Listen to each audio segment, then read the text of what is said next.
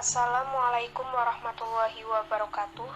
Kami dari kelompok 11 yang beranggotakan 1.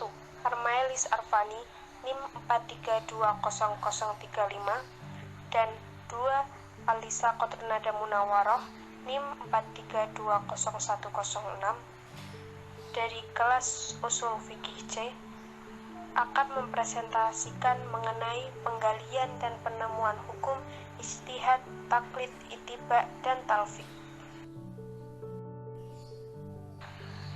Pengertian penemuan hukum Islam.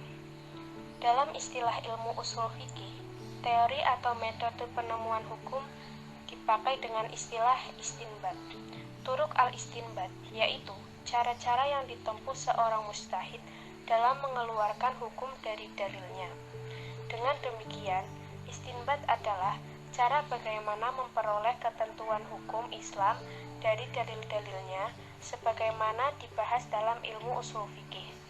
Beristinbat hukum dari dalil-dalilnya dapat dilakukan dengan jalan pembahasan bahasa yang dipergunakan dalam dalil Al-Quran atau Sunnah Rasul, dan dapat pula dilakukan dengan jalan memahami jiwa hukum yang terkandung dalam dalilnya, baik yang menyangkut latar belakang yang menjadi landasan ketentuan hukum ataupun yang menjadi tujuan ketentuan hukum. Bentuk teori penemuan hukum Islam. Al-Yasa berpendapat bahwa harus dibedakan antara dalil dan metode.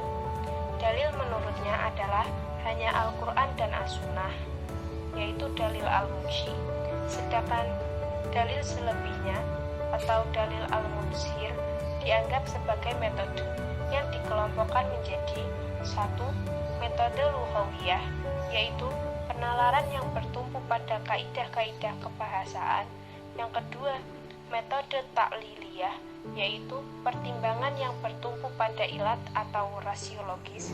Yang ketiga, metode istislahiyah, yaitu pertimbangan yang bertumpu pada kemaslahatan atau tujuan persyariatan.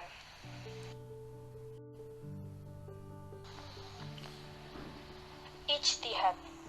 Ijtihad dari segi bahasa berasal dari kata ijtihada yang berarti bersungguh-sungguh, rajin, giat, atau mencurahkan segala kemampuan, jahada.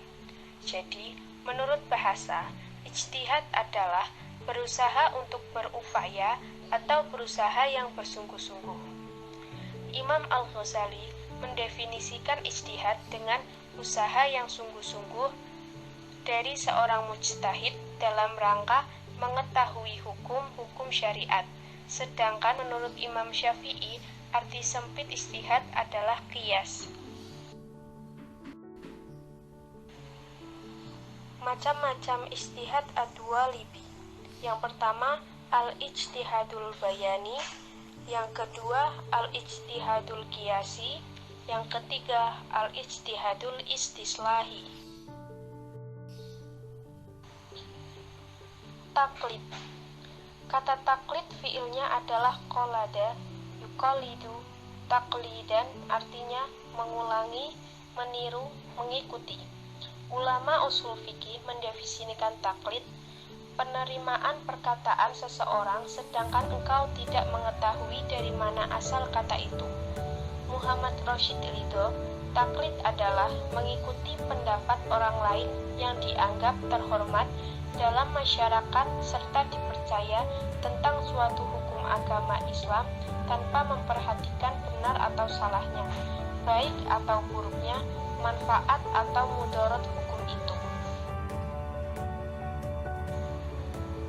Ada beberapa hukum taklid, antara lain yaitu taklid yang haram, taklid yang dibolehkan, dan taklid yang diwajibkan. Ittiba. Menurut bahasa, ittiba berasal dari bahasa Arab adalah masdar, kata bentukan. Dari kata ittiba'a yang berarti mengikuti, ada beberapa kalimat yang semakna dengan diantaranya iktifa, yang berarti menelusuri jejak, qudwah, bersuri teladan, dan uswah berpanutan. Dikatakan mengikuti sesuatu jika berjalan mengikuti jejaknya dan mengiringinya, dan kata ini berkisar pada makna menyusul, mencari, mengikuti, meneladani, dan mencontoh. Sedangkan menurut istilah, ittiba adalah mengikuti pendapat seseorang, baik itu ulama atau yang lainnya, dengan didasari pengetahuan dalil yang dipakai oleh ulama tersebut. Macam-macam ittiba. Yang pertama, ittiba kepada Allah dan Rasul-Nya. Yang kedua, ittiba kepada selain Allah dan Rasul-Nya. Adapun tujuan ittiba, yaitu dengan adanya ittiba diharapkan agar setiap kaum muslimin, sekalipun ia orang awam, ia dapat mengamalkan ajaran agama Islam dengan penuh keyakinan pengertian, tanpa diselimuti keraguan sedikitpun. Suatu ibadah atau amal jika dilakukan dengan penuh keyakinan akan menimbulkan keikhlasan dan kekhusyuan. Keikhlasan dan kekhusyuan merupakan syarat sahnya suatu ibadah atau amal yang dikerjakan. Adapun hukum ittiba, yaitu seorang muslim wajib ittiba kepada Rasulullah dengan menempuh jalan yang beliau tempuh dan melakukan apa yang beliau lakukan.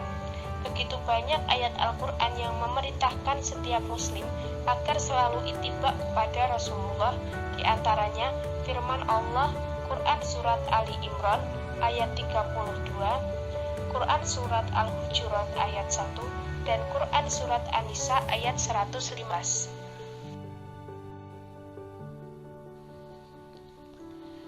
Talfik. Talfik secara bahasa berarti menyamakan atau merapatkan dua tepi yang berbeda. Sedangkan menurut istilah, talfik adalah mengambil atau mengikuti hukum dari suatu peristiwa atau kejadian dengan mengambilnya dari berbagai macam madhab. Pada dasarnya, talfik dibolehkan dalam agama, selama tujuan melaksanakan talfik itu semata-mata untuk melaksanakan pendapat yang paling benar, setelah meneliti dasar hukum dari pendapat itu dan mengambil yang lebih kuat dari hukumnya. Selain itu, talfik juga diperbolehkan selama masih dalam satu alur.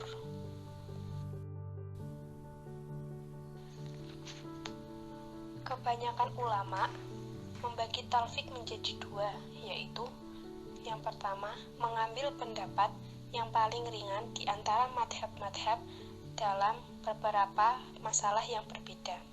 Yang kedua, mengambil pendapat yang paling ringan di antara madhab-madhab dalam satu masalah. Talfik seperti ini tidak dibenarkan.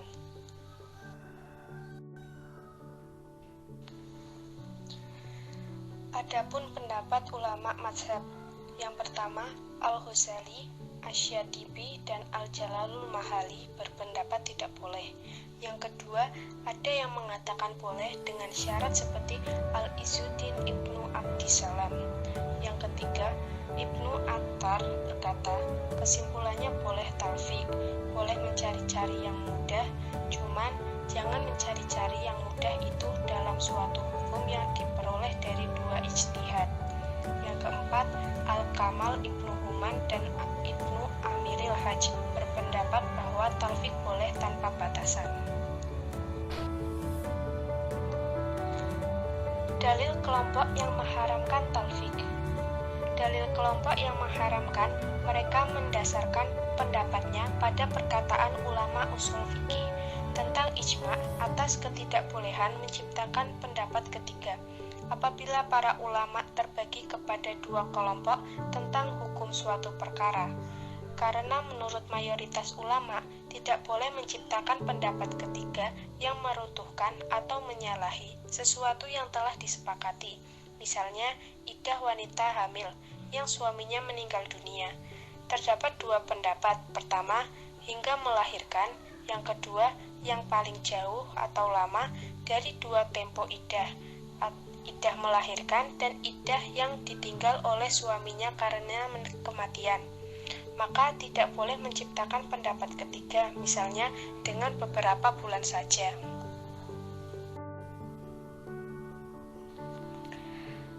Kesimpulan, setelah melakukan telaah mendalam, maka penulis menyimpulkan bahwa ulama sepakat bahwa Al-Quran dan Al-Hadis merupakan sumber ajaran sekaligus sumber hukum Islam yang utama dan paling utama. Namun kedua sumber tersebut tidak selamanya tegas dan terperinci. Oleh karena itu dibutuhkan ijtihad untuk menemukan hukum yang bersumber dari keduanya. Dalam upaya menemukan hukum dan penerapan hukum, para penggali hukum Islam bertitik tolak dari prinsip kemaslahatan dengan metode yang telah ditawarkan oleh para pendahulu yang ahli di bidangnya. Metode penemuan hukum merupakan turuq al-istinbat, yaitu cara-cara yang ditempuh seorang mujtahid dalam mengeluarkan hukum dari dalilnya, baik dengan menggunakan kaidah-kaidah bahasa, linguistik, maupun dengan menggunakan kaidah-kaidah ushuliyah lainnya.